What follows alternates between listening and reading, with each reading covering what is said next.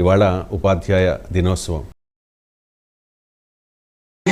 మా పాఠశాల ప్రధానోపాధ్యాయుని భారతి మేడం గారికి, అదేవిధంగా మనకి ముఖ్య అతిథిగా ఇచ్చేసినటువంటి SBI branch manager Anil Kumar గారికి, అదేవిధంగా నాతోటి ఉపాధ్యాయులకు గురు పూజోత్సవ శుభాకాంక్షలు విద్యార్థులకు నా ఆశీస్సులు.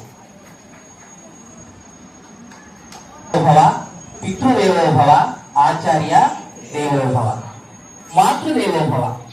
మనం తల్లిని మాతగా గుర్తిస్తాం, గౌరవిస్తాం. అందుకని భారతీయ సంస్కృతిలో తల్లికి అత్యున్నతమైనటువంటి ప్రాధాన్యం ఉంది. అమ్మే మనకు ఆది గురువు. మొట్టమొదట అమ్మ ఒడిలో అమ్మ పాలు తాగుతూ హాయిగా అమ్మ చెప్పేటువంటి పాటలను వింటూ అమ్మే మనకి గురువుగా హితబోధ చేస్తుంది.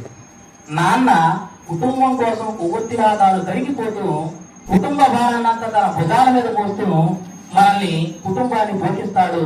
అందుకని పితృదేవోభవ అన్నారు. తరువాత ఆచార్య దేవోభవ. అందుకనే అజ్ఞాన తిమిరాంధస్య జ్ఞానాంజన శలాకయ చక్షురున్మీలితమేన అన్నారు. అంటే గురువు మనలో ఉండేటువంటి అజ్ఞానాంధకారాన్ని తొలగించేటువంటి వాడు గురువు. అందుకనే భారతీయ సంస్కృతిలో గురువుకు అత్యున్నత స్థానం ఉంది. ఇలా చెప్తూ వేమన ఒక పద్యం చెప్తాడు.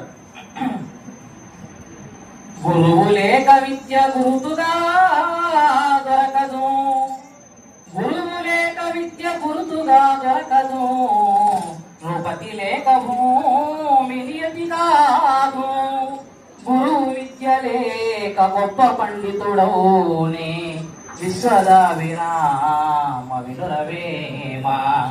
కాబట్టి గురువు విద్య లేకుండా గొప్ప పండితులు ఎవరూ కాలేదు. మనం రామాయణంలో చూస్తే, రామాయణంలో విశ్వామిత్ర మహర్షి రామలక్ష్మణులకు విద్య అందిస్తాడు.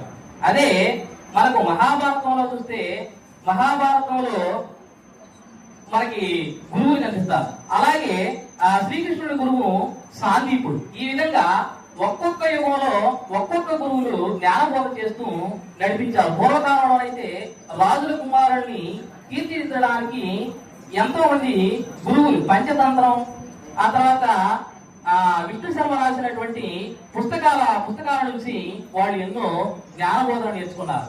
అక్కడి నుంచి మనం ఈరోజు భారతదేశ మొదటి ఉపరాష్ట్రపతి అయినటువంటి డాక్టర్ సర్వేపల్లి రాధాకృష్ణన్ గారి జన్మదినాన్ని ఈరోజు ఉపాధ్యాయ దినోత్సవంగా జరుపుకుంటాం.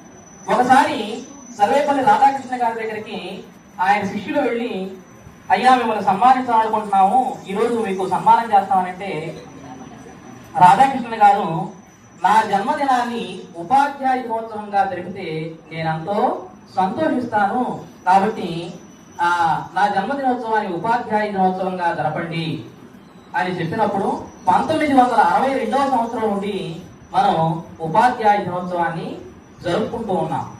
మరి good teacher is one who loves to teach. A great teacher is one who loves to learn అంటాడు. అంటే ఒక మంచి ఉపాధ్యాయుడు ఎవరు అంటే బోధన అనేది ఒక ఆనందాన్ని ఇస్తుంది. కానీ గొప్ప ఉపాధ్యాయుడు ఎవరంటే నిరంతరం నేర్చుకుంటాడు, నేర్చుకోవడంలో ఆనందం పడతాడు.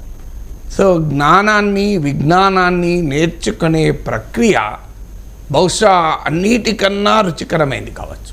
చాలామందికి